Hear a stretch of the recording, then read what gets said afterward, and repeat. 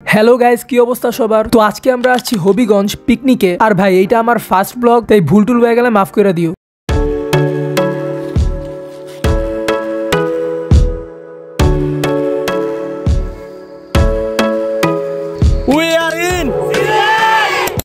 Blog শুরু করতেছি সকাল 5টা থেকে। উইঠা কতক্ষণ মোবাইল টিপাইলাম, এরপরে রেডি হওয়া শুরু করছি। আর ভাই এই দেয়ালের দিকে নজর দিও না, আমার বোন মেকআপ করার সময় সব লিপস্টিক এই দেয়ালের মধ্যে লাগাইতো। একটু চকলেটও নিয়ে নিতাছি। আসি ভাই রিস্কায়, আমার বন্ধুরা বলছে যে বাস ছাইরা দিব এখনই, তাড়াতাড়ি আসো। এই তাড়াতাড়ি গেলাম, কিন্তু যা দেখি বাস এখনো খাড়ায় রয়েছে, আর মাত্র 2-3 জনই আসছে। পরে অবশ্য আস্তে আস্তে আসা শুরু করছে।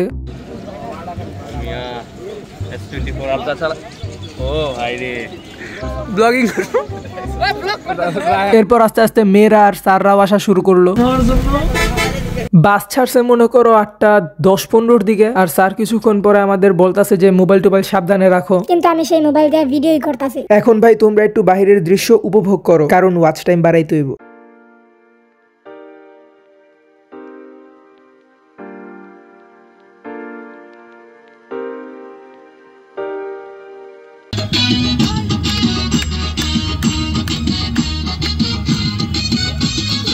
ভাই পিকনিকে আইসি তো নাচানাচি হইবই, কিন্তু ভাই একটাই সমস্যা, এত বেশি গান চালাইতে পারবো না, কারণ কপিরাইটের ইস্যু খেয়ে যাবো। তবুও আরেকটা দেওয়ার চেষ্টা করতেছি।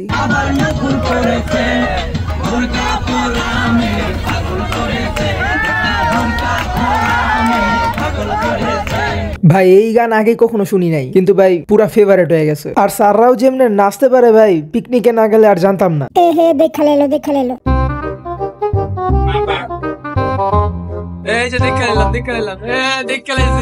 অবশেষে ভাই হবিগঞ্জ আইসা পড়ছি। অনেক নাচানাচি হয়েছে, মাঝখান দিয়া ভাই খিচুড়িও দিছিল, খাইছি, মজাই লাগছে, কিন্তু ভিডিও করতে পারি নাই। প্রথম ব্লগ করতেছি তো, তাই কি ভিডিও করবো কিছুই বুঝতেছি না। এরপরে গেলাম সাতছড়ি জাতীয় উদ্যান, অনেক ছবি তুলছি। পিছনে আমাদের সাথে এখানে আছে আমাদের এক জাগ 24-এর গণ অভ্যুত্থানের ফ্রন্ট লাইনের যোদ্ধারা, সব আমরা বৈষম্য বিরোধ। ভাই তিনি হলেন আমাদের ফিজিক্স টিচার বাসার ভাই। এখন থেকে কিছুক্ষণ তিনি ভিডিও করব, তো চলো দেখি কি ভিডিও করে। আচ্ছা, আমরা এখন এই যে 6930 ফুট উপরে উঠবো আর কি। 6930 ফিট উপর। বলো, আমরা কি আবার বলো? ব্লগ পারি না ভাই, কিছু ভুল হলে মাফ করে দিয়েন। ব্লগ পারো না, ভলগ পারো তো? হ্যাঁ ভাই, ব্লগ পারি। আচ্ছা, ভলগ পারলে। আমরা একটির পর একটি সিঁড়ির ধাপ অতিক্রম করে উঠে যাচ্ছি পাহাড়ের চূড়ায়। এই পাহাড়ের নাম উজুং ভুজুং পাহাড়। উজুং ভুজুং পাহাড়। আমরা এই যে সিঁড়িতে উঠলাম, কতটুকু কাজ করলাম ফিজিক্সের ভাষা, সেটা রাত্রেবেলা করবো। একজন কে বলবে?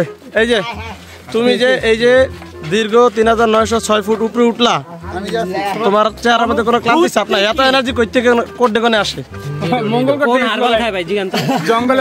আচ্ছা আরিফ ভাই, আপনি এত জায়গা রাইখা জঙ্গলে আসছেন কেন? জঙ্গলে কেন আসছেন এত জায়গা রাইখা? তুমি যেখানে আসছো আমি তো জানি যে জঙ্গলে কোনখানে হারবাল, যে কলকাতা হারবালটা ওইটা কোথায় পাওয়া যায়, গাছটা দেখতে হবে। হারবাল গাছ কোথা থেকে আসে? আচ্ছা দাঁড়াও, আমার প্রশ্ন হবে কোথায় পাওয়া যায়। এখন যেতেছি কোন একটা ওয়াচ টাওয়ার আছে সেই জায়গায়। ভাই ওয়াচ টাওয়ারে তো আইসা পড়ছি, কিন্তু এত পরিমাণে মাইয়া মানুষ, আই হায় রে কি কমু। কিন্তু ভাই সেই মাইয়াগো দেখাইতে পারবো না, তোমরা ওয়াচ টাওয়ারের উপরের দৃশ্যগুলো উপভোগ করো।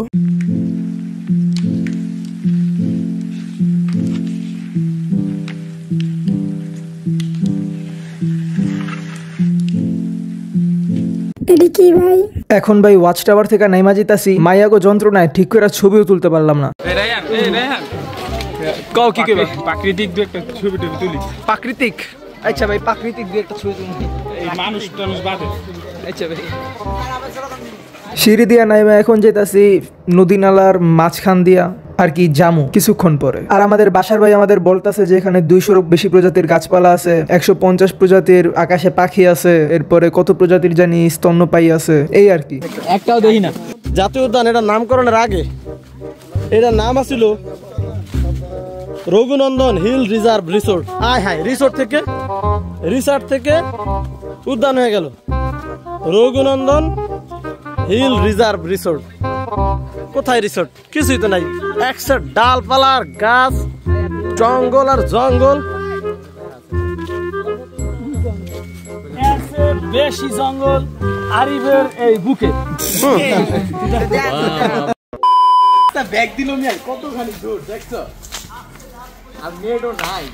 এইটাই ভাই সেই নদী। জিজ্ঞেস করতে পারো যে নদীর মধ্যে পানি কই, আসলে শীতের সিজন তো তাই মনে হয় সব পানি শুকায় গেছে। তাইলে এটা নদী হলো কেমনে? যাই হোক ভাই, এই জায়গাটার একটা সিনেমাটিক শুট এনজয় করো।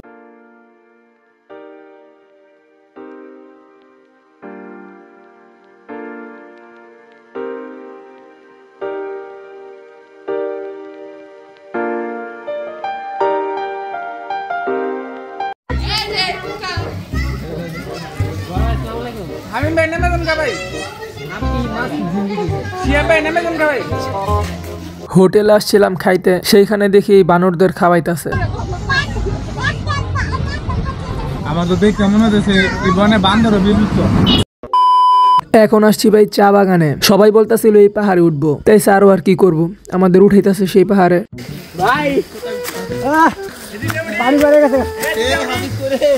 ভাই উঠেন উঠেন উঠেন।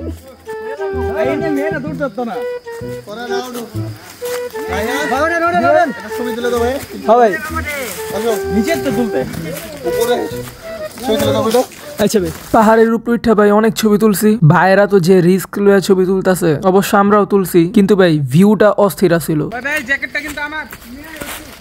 সাবধানে হো, সাবধানে। লেট হয়ে যেতেছে দেখা ভাইরা ডাকতেছে, তাই আর কি করবো, নেমে যেতেছি। কিন্তু ভাই এই জায়গাটা দিয়ে একটা ইঞ্জুরি খেলাম, এমনি ভাই হাঁটুতে সমস্যা, আবার খেয়েছি ইঞ্জুরি, কেমনটা লাগে। অবশ্য এখন ঠিক হয়ে গেছে।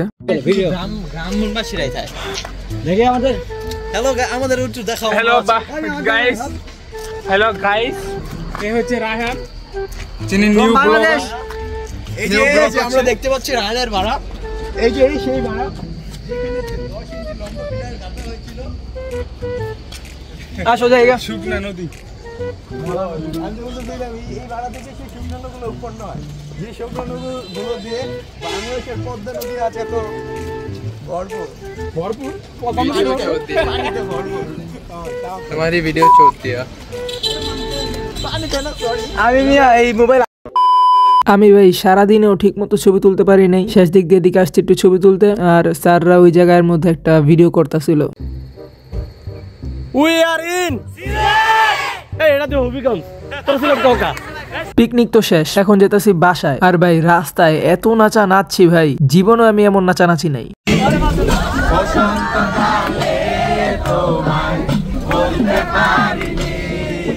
ভাই এই জায়গাটায় আমি পিছিটার সাথে খেলতাছি বা নাচতাছি, আর ওরা এই জায়গাটুকুই স্টোরি মেরে দিছে। এরপরে আর ভিডিও করি নাই, ডাইরেক্ট বাসায় চলে গেছি। আর বাসায় যেয়ে সবাইরে সবার ছবিগুলা দিয়ে দিলাম। তো এই আর কি বলবো। তো আচ্ছা ভাই, অন্য কোনো ভিডিওতে দেখা হইব না পরে। আল্লাহ হাফেজ।